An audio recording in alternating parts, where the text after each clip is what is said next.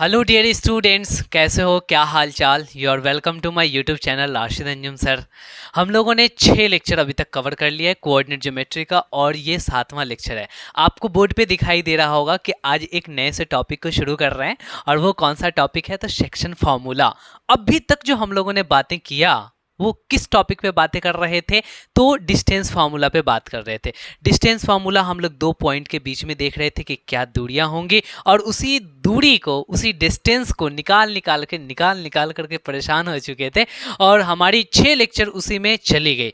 अब हम लोग जो शुरू कर रहे हैं वो सेक्शन फार्मूला। लेकिन मैं तुमसे एक बात ज़रूर कहूँगा कि अगर तुम वो डिस्टेंस फार्मूला वाला जो प्रीवियस लेक्चर्स हैं उसको अटेंड नहीं किए हो, तो पहले जाकर करके उसको देख लो, और देख करके नोट्स बना लो एंड क्वेश्चंस को कर लो। बिकॉज ये सेक्शन फार्मूला जो है ना, रिलेटेड है पीछे की चीज़ों से, और होना भी तो यही चाहिए ना कि पहले जो शुरुआत की चीज, आखिर देखो मैंने उसको पहले क्यों कवर किया, किताबों में क्यों दी होती हैं, क्योंकि उसको जानने के बाद ही बच्चे इसको अच्छे से कर पाएंगे। तो सबसे पहले आपको जाके उसको कर लेना चाहिए, पहली बात तो ये। दूसरी बात ये कि ये एक नया टॉपिक शुरू हो रहा है, इसमें पूरा अच्छे तरीके से दिमाग खोल करके बैठो, कॉपी और पेन लेकर के बैठो। जो जो बातें मैं यहाँ पे लिखवाऊंगा उन सारी चीज़ों को आप नोट डाउन करते जाओगे और नोट्स बनाओगे। एंड तीसरी बात ये कि तुम उस नोट्स को बार बार रिवाइज करोगे, ठीक है? एकदम से श्वें उड़ा देना। कैसे? जब तुमको उन सारी चीज़ों की रिवीजन रहेगी, याद रहेगी। तो किसको उड़ाओगे? क्वेश्चंस को उड़ा दोगे। अरे बहुत तेज हो। चलो यहाँ पे हम लोग शुरू कर लेते हैं। और सारी बातों को करने से पहले कि आखिर ये सेक्शन फार्मूला क्या होता है, पहले हम समझते हैं कि सेक्शन का मीनिंग क्या होता है। फार्मूला तो ठीक है, बहुत सारे फार्मूला होते हैं और अलग अलग तरीके के फार्मूला होते हैं, बट व्हाट इज सेक्शन? अगर सेक्शन समझ में आ गया ना, तो हमें सेक्शन फार्मूला भी समझ में आ जाएगा। हमें फिल करना है, ये इसको महसूस करना है कि सेक्शन फार्मूला में क्या क्या चीज़ें होंगी, कैसे कैसे हम लोग बात कर रहे होंगे, कैसे कैसे क्वेश्चंस को सॉल्व कर रहे होंगे। उन सारी चीज़ों को अच्छे से फिल करते हुए आगे बढ़ना है। अच्छा देखो, सेक्शन आपके स्कूल में भी सेक्शंस होंगे। आप 10th क्लास में हो, section A, section B, section C, section D, कौन से सेक्शन में? फटाफट से कमेंट कर करके हमें बताना। मैं देखना चाहूँगा कि सेक्शन ए के स्टूडेंट हो या सेक्शन बी के स्टूडेंट हो। कोई इशू नहीं, आप किसी भी सेक्शन के हो, हमें कमेंट करके ज़रूर रिप्लाई करना। देख बेटा, सेक्शन करने की क्या ज़रूरत पड़े? देखो, आपके स्कूल में क्लास 10th में बहुत सारे स्टूडेंट्स हैं। सभी स्टूडेंट्स को एक ही क्लास में बैठा देना पॉसिबल नहीं है। अलग अलग स्टूडेंट अलग अलग क्लास में हम लोग इसलिए बैठाते हैं क्योंकि उन सारे बच्चों को अच्छे से डील किया जाए। एक टीचर्स पे रेशियो, टीचर एंड स्टूडेंट का रेशियो ऐसा हो ताकि सभी स्टूडेंट को सर की बातें समझ में आए। इसीलिए क्या किया गया कि जितने सारे स्टूडेंट्स थे उनको सेक्शन में डिवाइड कर दिया गया। सेक्शन कहने का मतलब कि छोटे छोटे टुकड़ों में बांट देना। क्लियर हो रहा है? तो हम यहाँ पे सेक्शन करने वाले हैं, ठीक है, 2 टुकड़ों में बांटने वाले हैं। लेकिन किसका सेक्शन करने वाले? स्टूडेंट का सेक्शन करने वाले हैं? क्लास का सेक्शन करने वाले? नहीं, यहाँ पे हम लाइन का सेक्शन करने वाले हैं। यहाँ पे सपोज दैट, देखो बेटा, मैं यहाँ पे ले रहा हूँ कि एक बेटा पॉइंट ए है, ये हमारा हो गया पॉइंट ए, और ये वाला हो गया मेरा बेटा पॉइंट बी, ठीक है? यहाँ पे हमें 2 पॉइंट है, और इस दोनों पॉइंट को ज्वाइन करने वाला कोई एक लाइन है, जिस लाइन का नाम क्या हो गया बेटा? ए बी हो गया। अब इस ए बी को हम सेक्शन करने वाले हैं, यानी कि इसको बांटने वाले हैं। तो देखो, एक इसमें से एक नया पॉइंट आकर करके बेटा यहाँ पे क्या हो गया कि वो इस तरीके से आ गया। यहाँ पे ये ध्यान देना, ये एक पॉइंट पी आ गया, और ये जो पॉइंट पी है ना, इसको सेक्शन में बांट दिया। कुछ पार्ट इधर कर दिया, कुछ पोर्शन को उधर कर दिया। तो सेक्शन फार्मूला, बस हम यहाँ पे यही समझने वाले हैं कि किसी लाइन सेगमेंट को सेक्शन में कैसे डिवाइड करते हैं, ठीक है? सेक्शन में कैसे डिवाइड करते हैं। तो अब यहाँ पे आप थोड़ा सा बात को समझना।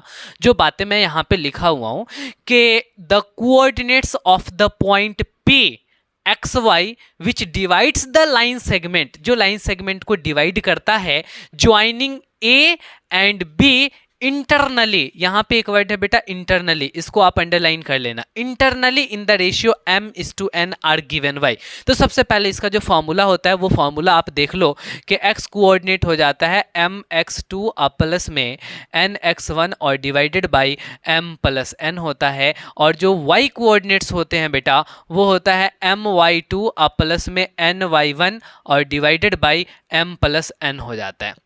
ये तो फॉर्मूला है, और इस फॉर्मूला को आपको याद करना पड़ेगा कि अगर 2 दो यहाँ पे देखो, दो पॉइंट को ज्वाइन करने वाला कोई एक लाइन सेगमेंट है, उसको एक पॉइंट पी अलग अलग सेक्शन में डिवाइड करता है, तो उस पी पॉइंट का कोऑर्डिनेट्स क्या होगा? तो एक्स कोऑर्डिनेट हो जाएगा mx2 plus nx1 divided by m plus n, और y कोऑर्डिनेट्स हो जाएंगे my2 plus ny1 divided by m plus n। यही इसका फॉर्मूला है, और तुम इतनी सारी बातों को याद कर लोगे तब भी तुम्हारे क्वेश्चंस बन जाएंगे। लेकिन ये आया कैसे है, ये बात को तो जानना सबसे ज्यादा जरूरी है, क्योंकि आप केवल याद करके क्वेश्चंस को कर लोगे, लेकिन ये फॉर्मूला का अगर डेरिवेशन जानते हो तो अच्छे अच्छे क्वेश्चंस को कर लोगे। तो जरा तुम मुझे बताना कि केवल तुम्हें क्वेश्चंस करने हैं या अच्छे अच्छे क्वेश्चंस को भी करने हैं? तो ऑब्वियसली तुम्हारी तरफ से यही जवाब आएंगे, नहीं सर हमें अच्छे क्वेश्चंस को भी करने हैं और होना भी यही चाहिए। पढ़ रहे हो तो यार मन से पढ़, एकदम से तगड़ा वाला पढ़, ऐसा पढ़ के आपको कोई भी क्वेश्चन तुम्हारे सामने आ जाए उस चैप्टर से एकदम से उसको फोड़ डालो, ठीक है, एकदम से उड़ा डालो। कोऑर्डिनेट ज्योमेट्री पढ़ लिए, उससे हमारे पास क्वेश्चन आए ना बने, ऐसा कैसे हो सकता है? जब मैंने पढ़ लिया तो उसको तो इधर से उधर कर देंगे। तो अब यहाँ पे देखो भाई, हम इसके डेरिवेशन को जानना चाहेंगे, बट यहाँ पे इन चीजों को समझ कर करके देखो, यहाँ पे क्या है ना, कोऑर्डिनेट्स ऑफ पॉइंट पी, यानी कि ऐसे पॉइंट पी, यानी कि एक पॉइंट पी है जिसका हमें कोऑर्डिनेट्स जानना है, विच डिवाइड्स द लाइन सेगमेंट, जो उस लाइन सेगमेंट को डिवाइड कर देता है internally in the ratio m:n। क्या हुआ ना कि ये एक लाइन सेगमेंट बेटा ए बी है, तो इस ए का कुछ ना कुछ कोऑर्डिनेट्स होगा, एक्स का वैल्यू और वाई का वैल्यू होगा। तो यहाँ पे वो दे रखा है कि इसका एक्स का वैल्यू x1 है, ठीक है, और कॉमा वाई का वैल्यू बेटा y1 है, यहाँ पे दे रखा है। अच्छा, ये जो b है पॉइंट, इसका भी कुछ ना कुछ कोऑर्डिनेट्स होंगे, तो x2 y2 है, तो मैं यहाँ पे लिख लेता हूँ बेटा x2 और कॉमा में y2। बोलो यहाँ तक तो कोई दिक्कत नहीं। आप a के कोऑर्डिनेट्स को लिख लिए, b के कोऑर्डिनेट्स को लिख लिए, जो दिया हुआ है क्वेश्चन में दिया रहेगा 2 5 -7 0, ऐसे कर करके कुछ ना कुछ a का कोऑर्डिनेट्स दे दिया जाएगा, b का कोऑर्डिनेट्स दे दिया जाएगा। तो ये वाला जो लाइन है, इसको ये एक नालायक p आकर कर करके दो पोर्शन में डिवाइड कर देता है, दो सेक्शन में बांट देता है, ठीक है। अब वो दो सेक्शन में बांट दिया ये पॉइंट p, तो इस पॉइंट P का कुछ ना कुछ x होगा, कुछ ना कुछ y होगा, तो हम इसको मान लेते हैं कि इसका x का वैल्यू x होगा और y का वैल्यू y होगा। और ये जो पॉइंट है इसको किस रेशियो में बांट रखा है? तो इसको बेटा यहाँ पे ये हो गया बेटा m और ये हो गया n, यानी m:n में उसको डिवाइड कर रखा है। यहाँ पे देखो, यहाँ m:n दिखाई दे रहा है, मतलब कि ये जो है बेटा यहाँ से यहाँ तक की डिस्टेंस m यूनिट होगी और यहाँ से यहाँ तक की डिस्टेंस n यूनिट होगी। ऐसे आप सोच सकते हो कि 2:1 में बांट रहा है, 3:2 में बांट रहा है, ठीक है, 3 पोर्शन इधर 2 पोर्शन उधर, तो उसी तरीके से m पोर्शन इधर और n पोर्शन उधर कर करके ऐसे करके डिवाइड कर रहा है। भाई यहां तक की बात क्लियर है, समझ में आ रहा है? आई थिंक समझ में आ रहा होगा। बट अब आपको ये देखना है कि ये जो पॉइंट P आया, ये दो सेक्शन में बांट दिया, तो उस पॉइंट P का x क्या है, y क्या है, यही मेरे को बता दो।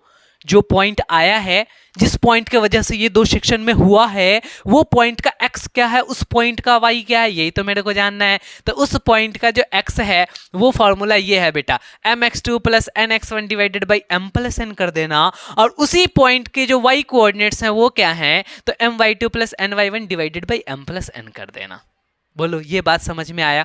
ये तो कैसे आया ये नहीं समझ में आया, बट ये होगा ये तो समझ में आ गया। अब कैसे आया उन चीज़ों को हम देख लेते हैं। फाइनली हमें क्या निकालना है बेटा, तो यहाँ पे x की और y की वैल्यू निकालनी है। दिया हुआ क्या है, तो ये x1 y1 दे दिया है, x2 y2 दे दिया है, और ये n दे दिया है, ये वाली डिस्टेंस, और ये वाली डिस्टेंस m दे रखा है। तो हम फटाफट से क्या करते हैं ना कि यहाँ पे कोऑर्डिनेट एक्सिस बना लेते हैं। और कोऑर्डिनेट एक्सिस तुम समझ रहे हो कि y एक्सिस हो गया, और ये आपका कौन सा एक्सिस हो गया बेटा, x एक्सिस हो गया। तो हम यहाँ पे लिख डालते हैं कि ये हो गया आपका x डैश, और ये क्या हो गया, तो x हो गया, नहीं, और ये हो जाएगा बेटा आपका y डैश, और ये क्या हो जाएगा, तो ये हो जाएगा y। क्लियर है, समझ में आ रहा है? तो y और y डैश कर लिया आपने, और ये तो ओरिजिन होगा, ये बात तो आपको क्लियर है। अब यहाँ पे थोड़ा सा आप बातों को समझना कि हम यहाँ पे कुछ कुछ कंस्ट्रक्शन वगैरह करेंगे। हमें फाइनली क्या निकालना है, x निकालना है और y निकालना है। तो मैं यहाँ पे परपेंडिकुलर ड्रॉ कर रहा हूँ, किसी को कोई दिक्कत? कोई दिक्कत नहीं। मैं इस पॉइंट पे भी परपेंडिकुलर ड्रॉ कर रहा हूँ, किस पे, तो x एक्सिस पे परपेंडिकुलर ड्रॉ कर रहा हूँ, और इस पॉइंट से फिर से हम x एक्सिस पे परपेंडिकुलर ड्रॉ कर रहा हूँ। तो यहाँ पे ये बात तो समझ में आ गया, ठीक है। अब यहाँ पे देखना, इस पॉइंट से इस पे मैं बेटा परपेंडिकुलर ड्रॉ कर रहा हूँ, इस पे सपोज दैट कि आप यहाँ पे मान लो कि ये पॉइंट मान लो आर, ठीक है। अच्छा सुनो, और इस पे भी यहाँ पे परपेंडिकुलर ड्रॉ कर लो, यहाँ पे मान लो एस, इसको मान लो ए पी बी, यहाँ पे मान लो एल बेटा, और ये मान लो कि आप एम हो गया, और इसको मान लो बेटा एन हो गया, ठीक है। यहाँ तक की बात क्लियर हो रही है। अब यहाँ पे आप समझना कि एग्जैक्टली ये वाला इस पे पी एम पे परपेंडिकुलर है, यानी कि सर ये एक राइट एंगल ट्रायंगल बन चुका है। अच्छा ये वाला जो लाइन है वो किस पे, तो बी एन पे परपेंडिकुलर है, इसका मतलब कि पी एस बी एक राइट एंगल ट्रायंगल बन चुका है। तो आपके पास दो राइट एंगल ट्रायंगल आ गए, और ये सब भी बेटा परपेंडिकुलर है। इतनी बात तो आपने समझ लिया, हमने कुछ नहीं किया, केवल और केवल हर जगह नेमिंग हमने कर दिया और सब पे परपेंडिकुलर ड्रॉ कर दिया है। यहाँ तक तो कर लोगे, आसान है। एक एक स्टेप को, छोटी छोटी बातों को अपने अच्छे अच्छे दिमाग से समझ लेना, ठीक है, अपने प्यारे प्यारे आंखों से समझ लेना, ठीक है, समझ में आ जाएगा। टेंशन ना लो, टेंशन ना लो। देखो यहाँ पे अब हम क्या करेंगे, अब हम ये चाहते हैं ना कि आखिर ए आर का डिस्टेंस क्या है और आर पी एस का डिस्टेंस क्या है, आरपी का डिस्टेंस क्या है और बीएस का डिस्टेंस क्या है, तो हम निकालना चाहते हैं। तो हम पहले निकालना चाह रहे हैं बेटा ए आर का डिस्टेंस। तो ज़रा मेरे को बताना कि यहाँ पे ए आर क्या होगा, ए आर का जो वैल्यू है बेटा वो क्या होगा, हमें बताओ ए आर का वैल्यू। तो तुम कहोगे कि सर ए आर का वैल्यू निकालना है, तो जो ये वाला डिस्टेंस होगा वही ए आर का डिस्टेंस होगा। तो अब ये वाला डिस्टेंस कैसे निकलेगा, तो यहाँ से क्या करो, पूरे डिस्टेंस में से और इस छोटे से डिस्टेंस को घटा दो ये वाले डिस्टेंस को। तो अब आप क्या करोगे कि सर देखिए यहाँ से लेकर करके और यहाँ तक की जो डिस्टेंस है वो एग्जैक्टली ये पूरा क्या है, तो इसके सामने देख बेटा x का वैल्यू क्या दिया हुआ है, तो x दिया हुआ है। तो अब आप कहोगे कि ये पूरा का पूरा डिस्टेंस तो सर x है। अच्छा ये छोटा सा डिस्टेंस क्या है, तो तुम कहोगे इसके सामने जो x का वैल्यू होगा वही होगा। तो तुम कहोगे सर ये x1 है। तो एग्जैक्टली आपको यहाँ पे ये समझ में आ गया कि ये छोटी सी डिस्टेंस x1 है, और ये जो पूरी डिस्टेंस है बेटा यहाँ से लेकर करके यहाँ तक वो एग्जैक्टली कितना है, x है। तो पूरे डिस्टेंस में से हमें ये वाला डिस्टेंस निकालना है, तो हम क्या करेंगे, इस पूरे डिस्टेंस में से इतना सा को घटा देंगे। तो ये पूरा डिस्टेंस बेटा, ये पूरा डिस्टेंस क्या है, तो x है, और उसमें से x1 को सब्ट्रैक्ट कर देंगे। तो ये क्या निकल जाएगा, तो x माइनस x1 निकलेगा। बोल बेटा समझ में आया क्या, अरे समझ में आया कि x में से x1 को घटा देंगे तो ये भी कितना होगा, x माइनस x1 होगा। बोलो ये बात क्लियर हो गया। ये ए आर जो है वो कितना निकल करके आया, x माइनस x1 निकल के आया। तो मैं यहाँ पे लिख देता हूँ x माइनस x1। बोलो क्लियर है, समझ में आ रहा है। ठीक उसी तरीके से अब हमें बताओ पी एस की वैल्यू क्या होगी, जल्दी सोचो और बताओ मुझे पी एस की वैल्यू क्या होगी। हम लिखना चाहते हैं यहाँ पे, तो पी एस के वैल्यू, तो यहाँ पे देखो पी एस का वैल्यू ये वाला होगा, यानी यहाँ से लेके पूरा डिस्टेंस क्या होगा, तो इसके सामने x का वैल्यू जो है वो x2 होगा। ठीक है, तो आपको क्या कर लेना है कि इस x2 में से अब यहाँ तक के डिस्टेंस को घटा देंगे। बेटा जो पी एस का डिस्टेंस होगा वही एम एन का डिस्टेंस होगा। एम एन निकालने के लिए क्या करेंगे, 0 से लेके n तक का डिस्टेंस में से m तक के डिस्टेंस को सब्ट्रैक्ट कर देंगे। ठीक है, तो पूरा डिस्टेंस बेटा क्या है, तो x2 है, और यहाँ तक के डिस्टेंस क्या है, यहाँ तक के, तो इसके देख लो सामने x दिया हुआ है, तो यानी कि x2 माइनस x करोगे तो ps की डिस्टेंस निकल जाएगी। तो x2 माइनस x कर लो। ठीक है, आपने यहाँ पे AR और ये PS निकाल लिया, PS की वैल्यू क्या आई, तो यहाँ पे एग्जैक्टली x2 और माइनस में x निकाल लिया आपने, ये वाला डिस्टेंस आ गया। बोलो समझ में आया क्या, आ गया समझ में, अरे आसान है, इसी तरीके से आप कर लोगे तो आसान हो जाएगा और आपको सारी बातें समझ में भी आ जाएंगे। तो चलो ये मैंने डिटेल करके बताया था। अब हम फटाफट से ये निकालना चाहते हैं कि पी आर का डिस्टेंस क्या होगा। बेटा पी आर का डिस्टेंस, ये पी आर ज़रा सोच के बताना पी आर का डिस्टेंस क्या होगा। मैं यहाँ पे पी आर लिख देता हूँ और ज़रा मुझे बताओ पी आर का डिस्टेंस। देखो यहाँ पे पी आर का डिस्टेंस करने के लिए आपको क्या करना पड़ेगा पता है, पी आर का डिस्टेंस चाहिए तो ये पूरे डिस्टेंस में से केवल और केवल ये वाला डिस्टेंस को घटा देंगे, ये वाले डिस्टेंस को। तो पूरा डिस्टेंस बेटा कितना होगा, तो इसके सामने बेटा आप क्या करो, y का वैल्यू देख लो कि इसके सामने y का वैल्यू क्या है, तो एग्जैक्टली y है। तो y में से आप इतने डिस्टेंस को घटाओगे तो इसके सामने y का वैल्यू क्या है, तो इसके सामने y का वैल्यू y1 है। तो आप क्या करोगे, y माइनस y1 कर दोगे तो एग्जैक्टली आ जाएगा। तो यहाँ पे y माइनस y1 कर दो तो पी आर का डिस्टेंस आ जाएगा। ये पी आर का डिस्टेंस, ये पी आर का डिस्टेंस मतलब टोटल डिस्टेंस, टोटल डिस्टेंस मतलब कि x एक्सिस से डिस्टेंस, तो x एक्सिस से डिस्टेंस देखना है तो y ले लो ना, एग्जैक्टली आ जाएगा। अब यहाँ पे क्या करना है कि इतना डिस्टेंस को बेटा घटाना है, तो इतना डिस्टेंस क्या होगा, x एक्सिस से डिस्टेंस, तो y ले लो ना, पता है ना कि एक्स एक्सिस से डिस्टेंस निकालना है तो वाई कोऑर्डिनेट्स देखते हैं, तो आप क्या करोगे, वाई माइनस वाई वन करोगे तो एग्जैक्टली आ गया। अब हमें क्या चाहिए, बी एस चाहिए बेटा, क्या चाहिए, बी एस चाहिए। तो बी एस बताना ज़रा, बी एस की वैल्यू क्या होगी। आपने पी आर की value Y minus Y one निकाल लिया है, ये देख बेटा ये वाला जो वैल्यू है ना वो कितना है, तो वाई माइनस वाई वन है, ये वाला जो वैल्यू है वो है वाई माइनस वाई वन। अब हमें बताना ज़रा कि ये बी एस की वैल्यू क्या होगी। बी एस की वैल्यू सर पूरे डिस्टेंस में से, पूरा डिस्टेंस कितना है, तो वाई टू, तो हम क्या करेंगे कि यहाँ पे लिखेंगे वाई टू। अब में से इतना सा डिस्टेंस को बेटा ये वाला डिस्टेंस को घटा देंगे, तो ये वाला डिस्टेंस क्या है, तो इसके पास जो है वो y कोऑर्डिनेट क्या है, तो y है।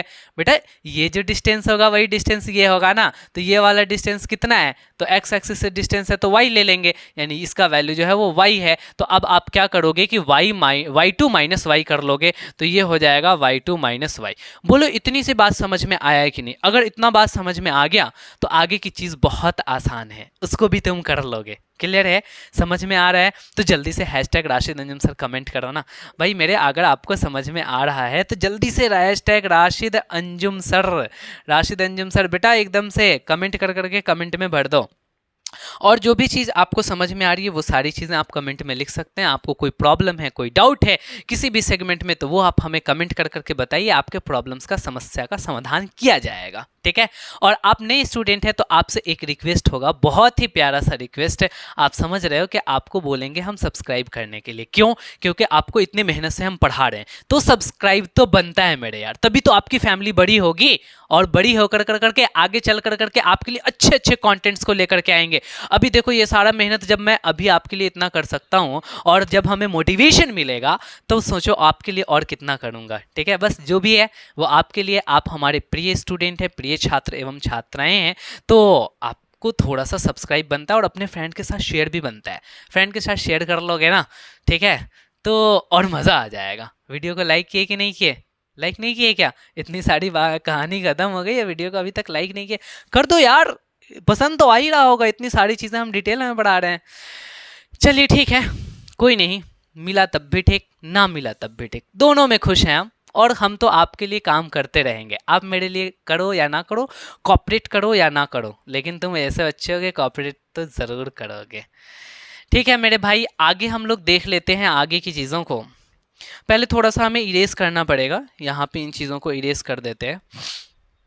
चलो भाई यहाँ पे इसको हटाते हैं, और हटा कर करके आगे की बात करते हैं कि अब हमें क्या करना है। तो ये दो ट्रायंगल को जरा देखना, ट्रायंगल ए आर पी, जो दोनों छोटे छोटे ट्रायंगल बने हैं ना बेटा, मैं यहाँ पर उन चीज़ों को लिख रहा हूँ कि इन ट्रायंगल, ठीक है, in triangle A R P, या फिर यहाँ नहीं लिख कर करके बेटा मैं यहीं लिख देता हूँ क्योंकि यहाँ से मैंने शुरुआत किया है। तो triangle A R P, in triangle, बेटा यहाँ पे देख, in triangle A R P, जो ए आर पी है, और ए आर पी के बाद कौन सा ट्रायंगल है, P S B, and triangle P S B. ठीक है, देखो तो दोनों में एक एक एंगल 90 डिग्री है क्या, एंगल आर 90 है तो उसका एंगल एस 90 है, angle R is equals to angle S, ये क्या है, तो बेटा each equal to 90 degree, each equal to 90 degree. बोलो बेटा ये बात समझ में आया कि दोनों ट्रायंगल में एक एक 90 डिग्री है। अच्छा एक बात पता है कि ये दोनों ट्रायंगल का ये वाला एंगल भी इक्वल है, ये वाला एंगल मैं बात कर रहा हूँ, क्योंकि देखो ये एक पैरेलल लाइंस है, ये दोनों आपस में पैरेलल लाइन हो जाएंगे क्योंकि दोनों परपेंडिकुलर हैं।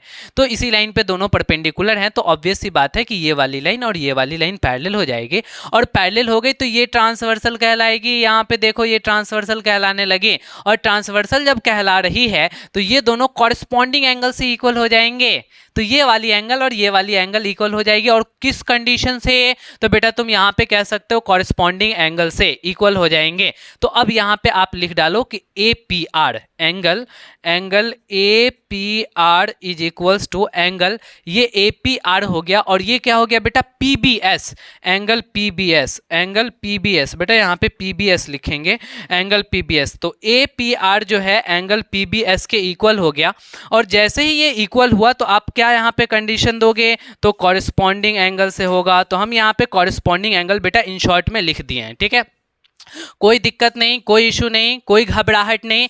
ठीक है, तो अब हम यहाँ पे एंगल ए पी आर जो है एंगल पी बी एस से लिख दिए हैं, तो ये दोनों एंगल्स आपस में इक्वल हो जाएंगे, और जैसे ही दोनों एंगल्स इक्वल होंगे तो देखो ये इसके इक्वल, ये इसके इक्वल, और जब दोनों एंगल आपस में इक्वल है तो आपको पता है ये दोनों ट्रायंगल सिमिलर हो गए, और दोनों ट्रायंगल जैसे ही सिमिलर हो गए तो अब हम कह सकते हैं कि उसके साइड्स जो हैं वो प्रोपोर्शनल होंगे। अच्छा, आपको सिमिलर का कंसेप्ट नहीं आता है तो आप एक ज्योमेट्री में एक सेगमेंट है जिसका नाम है सिमिलरिटी ऑफ ट्रायंगल, ठीक है। तो अब ट्रायंगल के सिमिलरिटी को पढ़ेंगे तो वहां से आपके और ज़्यादा कॉन्सेप्ट क्लियर होंगे। बट अभी ये समझो कि अगर दो ट्रायंगल में दो दो एंगल आपस में इक्वल हैं, इसका मतलब ये है कि वो ट्रायंगल सिमिलर हो जाएंगे। तो हमने यहाँ पे दो एंगल को बेटा इक्वल करके दिखा दिया है, इसीलिए दोनों ट्रायंगल आपस में कैसे हो जाएंगे, सिमिलर होंगे। तो अब आप यहाँ पे लिखोगे कि therefore triangle A R P is similar to, देखो बेटा सिमिलर का साइन ऐसा होता है, is similar to triangle P S B, ठीक है।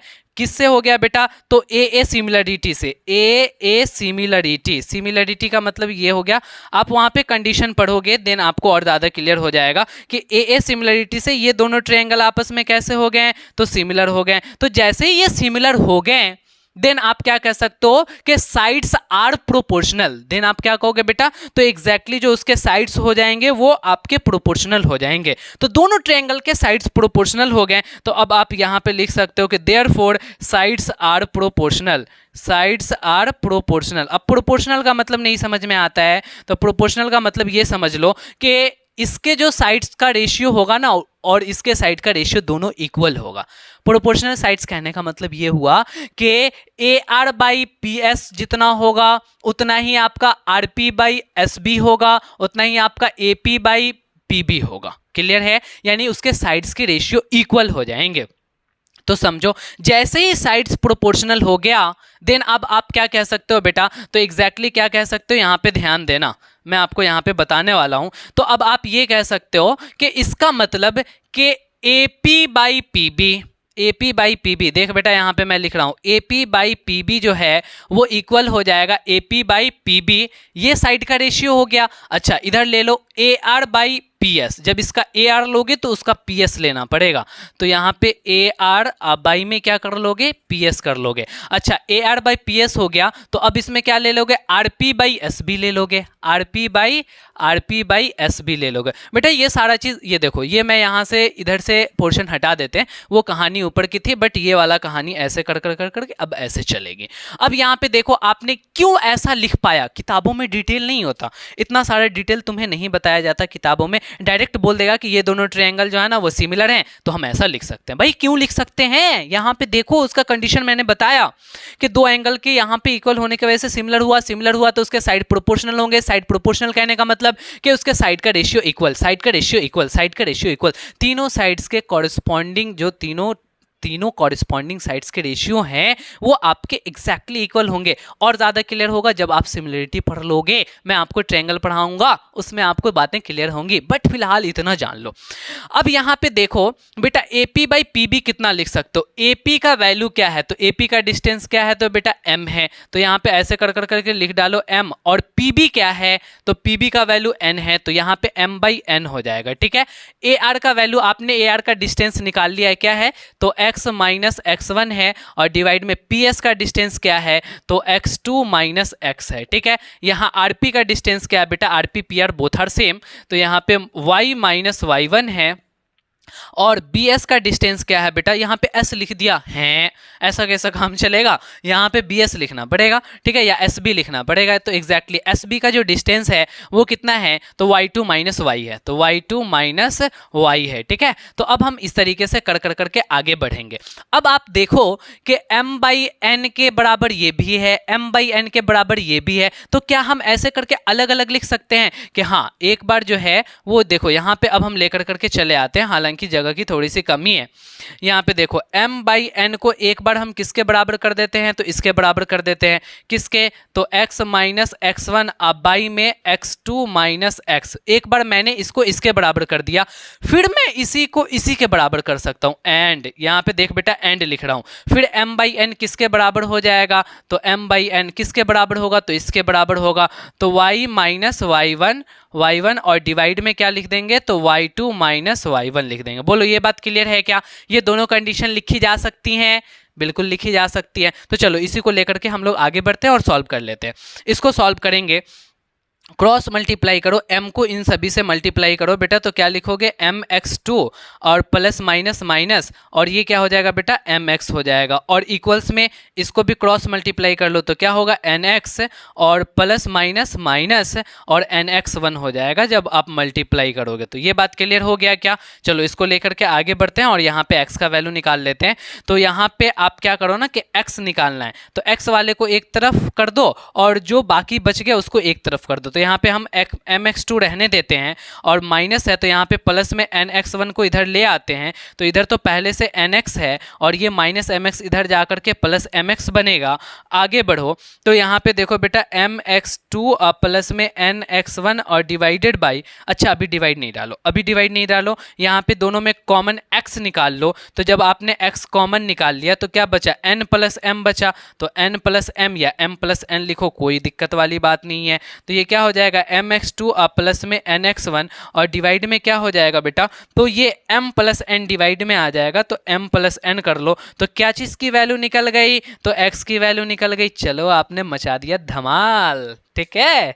तो देखो ये वाली जो x की वैल्यू है वो mx2 plus nx1 divided by m plus 1 आ गया। क्लियर है, समझ में आया? ठीक, इसको सॉल्व किया आपने तो ये आया, तो अब हम इसको भी सॉल्व कर करके देख लेते हैं। इसको यहाँ पे लेके चलते हैं तो हमारे पास जगह बच जाएगा। यहाँ पे m बाई n है ना, इज इक्वल्स टू क्या है, तो y माइनस y1 और divided by y2 minus y1, ठीक है। यहाँ पे y माइनस y1 और y2 माइनस y1, ठीक है। यहाँ पे हम क्रॉस मल्टीप्लाई करेंगे, तो क्रॉस मल्टीप्लाई करेंगे तो ये हो जाएगा my2 और माइनस में my1 होगा। ठीक उसी तरीके से इसको करो तो ny हो जाएगा और प्लस माइनस माइनस ny1 होगा। अब आपको फटाफट से क्या कर लेना है कि my2 है और my1 है, ठीक है, यहाँ पे है और यहाँ ny है। अच्छा यहाँ पे y नहीं आया क्या, मैंने कहीं पे गलती लिख ली है क्या? यहाँ पे y माइनस y1 और y2 माइनस y1, यहाँ पे एग्जैक्टली एक मिनट देखने दो। y2 bs की जो वैल्यू थी, यहाँ पे bs की वैल्यू क्या थी बेटा, तो bs की y2 माइनस y थी और मैंने क्या लिख लिया y2 माइनस y1 है। यहीं से हम लोग गलती कर रहे हैं, पता भी नहीं चला। चलो कोई नहीं, कोई नहीं बेटा, गलती हो गया, गलती हो गया, सॉरी, एक्सट्रीमली सॉरी, मैंने वहां पे गलत उतार लिया, हालांकि तुम लोग देखे होगे, बट अब मुझे दिख गया कि y2 माइनस y है तो y2 माइनस y करेंगे, तो वहां करेंगे तो यहां भी करेंगे, जब यहां करेंगे तो बेटा यहां भी करेंगे, और जब हम यहां किए हैं तो यहां पे देखो my2 तो सही जा रहा है, यहां पे एग्जैक्टली my2 मैंने लिखा और फिर माइनस में my लिखेंगे और इधर सही जा रहा है ny जा रहा है और माइनस में ny1 जा रहा है। हाँ अब सही हो गया, अब सही हो गया। अब हमें क्या करना है कि एग्जैक्टली y वाले को एक तरफ भेज देना है और जो बच गया उसको इधर लेके चले आना है। तो जब इधर लेकर के आओगे तो प्लस में क्या हो जाएगा ny1 हो जाएगा और इज इक्वल्स टू यहाँ पे ny है और प्लस में क्या हो जाएगा my हो जाएगा। इसको फटाफट से सॉल्व कर लो तो ये क्या होगा my2 प्लस में ny1 और इज इक्वल्स टू यहाँ पे y कॉमन निकाल लोगे तो n प्लस m हो जाएगा। तो फाइनली अब आपको क्या करना है कि ये हो जाएगा my2 प्लस में ny1 और divided by m plus n को यहाँ पे डिवाइड में ले आओ तो एग्जैक्टली ये कितना हो जाएगा, तो ये y हो जाएगा। अब आपने यहाँ पे क्या किया बेटा, तो आपने फटाफट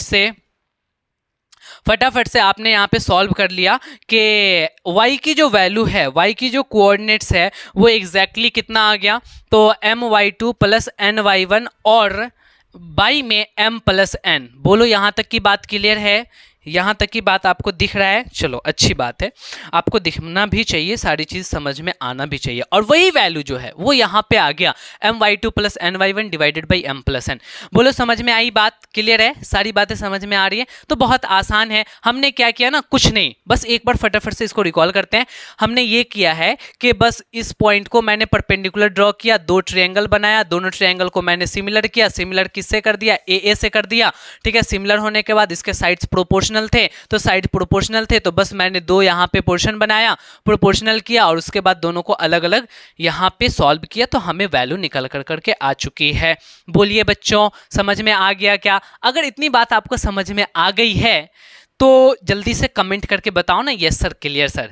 कुछ भी लिख करके बताओ जिससे हमको लगेगा कि हाँ सर आपकी बातें समझ में आ रही है। तो ये बातें आपको समझना ज़रूरी है, क्योंकि आप अच्छे लेवल के क्वेश्चन तब बनाओगे जब ये सारे डिटेल आपको पता रहेगा। तो इसको फटाफट से नोट डाउन करो, जल्दी से छाप लो बेटा, जल्दी से अपने कॉपी में लिख डालो। आगे हम आपको और चीज़ें बताने वाले हैं, ठीक है, मिड पॉइंट फॉर्मूला आपको बताने वाले हैं, तो इसको आपको लिख लेना चाहिए। लिखो लिखो लिखो, जल्दी करो, ठीक है। एग्जैक्टली इतनी सारी चीज़ें हो गई आपकी कवर, बहुत अच्छा बहुत अच्छा। तो अब हम इसको इरेज करते हैं, और इरेज करने के बाद हम आपको बताते हैं कि मिड पॉइंट फॉर्मूला क्या होता है। तो मिड पॉइंट फॉर्मूला जानने के लिए फटाफट से इसको आप जल्दी से लिख डालो। हाँ बच्चों, तो यहाँ पे ध्यान दो, अब सेक्शन फार्मूला के अंदर ही मिड पॉइंट फार्मूला आता है, ठीक है, और उसी फार्मूला से निकल पाता है। यहाँ पे कह रहे हैं कि the coordinates of the mid point M of a line segment A B with end points A and B are given by. तो सबसे पहले क्या होता है फॉर्मूला वो जान जाओ। एक्स कोऑर्डिनेट जो होती है ना, वो होती है बेटा x1 प्लस x2 और डिवाइडेड बाई 2 होता है, और जो y कोऑर्डिनेट्स होती है वो होती है y1 प्लस y2 और बाई में 2 होता है, ठीक है। बहुत आसान है, बट इसको समझो, फिल करो कि आखिर मिड पॉइंट फॉर्मूला का मतलब क्या हुआ। सपोज दैट कि मेरा एक लाइन है बेटा, अब वो लाइन ये ले लो, ये लाइन सेगमेंट ले लो। अब ये जो लाइन सेगमेंट है ना, ये है ए और ये है बेटा आपका बी, ठीक है। तो इस ए एंड पॉइंट ए और बी जो है वो ए का कोऑर्डिनेट्स कितना है, तो x1 और कॉमा में y1, ठीक है। और ये जो बी है इसका कोऑर्डिनेट्स कितना है, तो x2 y2 है। तो यहाँ पे मैंने लिख दिया x2 और कॉमा में y2। बोलो ये बात समझ में आया क्या, कि यहाँ पे दो पॉइंट्स हैं ए और बी, और उसके एंड पॉइंट्स आपको दिए हुए हैं और उससे जुड़ी हुई ये लाइन है। अब इसका मिड पॉइंट मतलब कि ठीक बीच वाला पॉइंट बेटा, सपोज दैट कि मिड पॉइंट ये m है, तो m का कुछ ना कुछ x होगा और कुछ ना कुछ y होगा। बोलो बोलो, और इसी m का x और y हमें बताना है कि आखिर ये मिड पॉइंट का x और y क्या होगा। तो बड़ा आसान सा बात है कि जब मिड पॉइंट है तो जितना डिस्टेंस इधर होगा उतना ही डिस्टेंस उधर होगा। तो ये डिस्टेंस सपोज दैट बेटा 1 है, तो ये भी डिस्टेंस कितना होगा, 1 होगा। तुम 2 भी ले सकते हो, 3 भी ले सकते हो, बट उसका रेशियो लोगे तो ये कितना आएगा बेटा, 1:1 में आएगा, ठीक है, 1:1। यानी कि m रेशियो n कितना हो जाएगा, तो 1:1। तो यहाँ पे m की वैल्यू कितनी हो जाएगी, 1, और n की वैल्यू कितनी होगी बेटा, तो यहाँ पे 1 होगी। m बराबर 1 और n बराबर 1 होगा। बोलो ये बात समझ में आया क्या। तुम के भी ले सकते हो, पी भी ले सकते हो, इधर p डिस्टेंस उधर p डिस्टेंस, कोई मैटर नहीं है, कोई फर्क नहीं पड़ने वाला है, बट हमने रेशियो ले लेंगे उसका तो फिर 1 ही आएगा, ठीक है। तो हमने यहाँ पे ले लिया 1 डिस्टेंस इधर है, 1 डिस्टेंस उधर है, m और n का डिस्टेंस पता है, x1 x2 पता, y1 y2 पता, m पता, n पता। तो हम सिंपल सी बात है सेक्शन फार्मूला लगा लेंगे। तो अब हमें चाहिए x कोऑर्डिनेट्स। तो बेटा x कोऑर्डिनेट्स का यहाँ पे x कोऑर्डिनेट चाहिए, तो ये भी तो सेक्शन फार्मूला ही हो गया ना बेटा, दो सेक्शन में बांट रहा है, तो आप सेक्शन फार्मूला लगा लो। तो सेक्शन फार्मूला अभी आपने याद कर रखा है कि mx2 प्लस में nx1 और divided by m plus n होता है। बेटा इसको सॉल्व कर फटाफट से। m के जगह क्या रखोगे, 1, तो 1 इंटू x2 प्लस में n के जगह 1, तो 1 इंटू x1, और डिवाइड में क्या करोगे, तो m प्लस n यानी 1 प्लस 1 करोगे, तो यहाँ पे 1 प्लस 1 कर लो, ठीक है। तो ऊपर क्या हो जाएगा, x2 प्लस में x1 और डिवाइडेड बाई 2 हो जाएगा। तो आप इसको ऐसे नहीं लिख सकते क्या कि x1 प्लस x2 और डिवाइडेड बाई 2 कर लेंगे। बोलो समझ में आ रहा है क्या, अरे समझ में आया कि नहीं। तो x कोऑर्डिनेट्स आपने निकाल लिया, x कोऑर्डिनेट्स निकाल लिया, उसी तरीके से आप y कोऑर्डिनेट्स कैसे निकालोगे, तो m y2 प्लस में n y1 और divided by m plus n करोगे। तो अब यहाँ पे देखना m y2 यानी कि 1 इंटू y2 प्लस में 1 इंटू y1 और डिवाइड में 1 प्लस 1, तो फाइनली कितना होगा, y2 प्लस y1 और डिवाइडेड बाई 2, यानी कि आप y1 को पहले लिख डालो और y2 को बाद में और 2 से डिवाइड दे दो। तो आपको ये बात पता चल गया कि x का अगर मिड पॉइंट के x कोऑर्डिनेट्स निकालना है तो x1 x2 को जोड़ के 2 से डिवाइड दे देंगे, आधा कर देंगे, आधा, ठीक है। उसी तरीके से अगर y कोऑर्डिनेट्स निकालना है तो y1 और y2 को जोड़ के 2 से डिवाइड दे देंगे, जो आपको यहाँ पे ये निकल गया। तो फाइनली बताओ m पॉइंट्स का कोऑर्डिनेट्स बताना है, पहले x बताना है फिर y बताना है, और ये जो m है वो मिड पॉइंट है। तो सर x के जगह पे तो x1 प्लस x2 और डिवाइडेड बाई 2 हो जाएगा, ठीक है, और y के जगह पे क्या हो जाएगा, तो y1 प्लस y2 और डिवाइडेड बाई 2 हो जाएगा, और यही कोऑर्डिनेट्स हो जाएंगे। बेटा किसके कोऑर्डिनेट्स होंगे, होंगे तो ये मिड पॉइंट का कोऑर्डिनेट हो गया, इस m का कोऑर्डिनेट्स होंगे। तो अब आपको यहाँ पे बातें क्लियर हो गई। तो बस इतनी छोटी सी बात को आपको ध्यान में रखना है कि मिड पॉइंट्स क्या होंगे। समझ में आ रहा है क्या? तो अब देखो, आपको बस दो फॉर्मूला याद रखना है। एक सेक्शन फॉर्मूला याद रखना है, mx2 plus nx1 divided by m plus n, ये x कोऑर्डिनेट होगा, और my2 plus ny1 divided by m plus n, ये हो जाएगा y कोऑर्डिनेट्स। लेकिन मिड पॉइंट्स में क्या करना है कि आपको x1 प्लस x2 बाई 2 और y1 प्लस y2 बाई 2, अब इस पे बेस्ड आपको क्वेश्चन करने की बहुत ज्यादा जरूरी है। क्वेश्चन ना करोगे देन समझ लो कि आपको आगे की सेक्शन फॉर्मूला को बनाने में बहुत परेशानी आएगी। तो सबसे पहला काम मेरे को प्रैक्टिस करना है, किस किस टाइप्स के क्वेश्चंस हमारे एक्सरसाइज में आते हैं, कौन से टाइप के क्वेश्चंस हमारे एग्जाम्स में आते हैं, उन सारे टाइप्स को हम लोग कवर करेंगे इसके बाद वाले लेक्चर में। उसको देखना बिल्कुल भी स्किप मत करना। केवल इतनी सी चीजें देखने से काम नहीं चलने वाली, आपको प्रैक्टिकल करना पड़ेगा। प्रैक्टिकल कहने का मतलब कि यहाँ पे आपको प्रैक्टिस करना पड़ेगा, क्वेश्चंस की प्रैक्टिस। तो नेक्स्ट लेक्चर में हम इसके पूरे के पूरे क्या लेकर के आएंगे, प्रैक्टिस यानी क्वेश्चंस को लेकर के आएंगे, ठीक है, और क्वेश्चंस की प्रैक्टिस कराएंगे। तो ठीक है, आप बने रहिए हमारे साथ। जाते जाते एक बार फिर से कहेंगे कि अगर हमारे चैनल को सब्सक्राइब नहीं किए देन प्लीज़ हमारे चैनल को सब्सक्राइब कर दो, अपने फ्रेंड के साथ शेयर करो और लाइक ज़रूर करना, ठीक है। मिलते हैं हम नेक्स्ट लेक्चर में। फिलहाल आज की कहानी यहीं तक रखती है। Okay bye, good night.